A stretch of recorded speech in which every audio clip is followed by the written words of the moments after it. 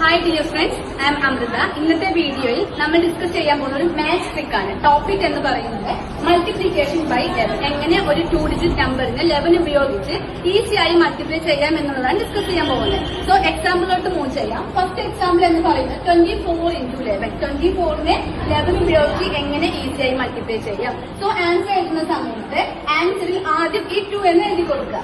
Then last 4 എന്ന് എഴുതി കൊടുക്കുക. ഇനി സെൻട്രൽ ഡിജിറ്റ് കണ്ടുപിടിക്കുന്നതിന് വേണ്ടി ഈ 2ഉം 4ഉം അങ്ങ് ആഡ് ചെയ്യാം. So 2 + 4 = what? 6. So the answer becomes 264. Next example നോക്കൂ. 43 into 11. എങ്ങനെ എഴുതുക? ആദ്യം 4 എഴുതി, ദെൻ ലാസ്റ്റ് എന്ത് കൊടുത്തു? 3 കൊടുത്തു.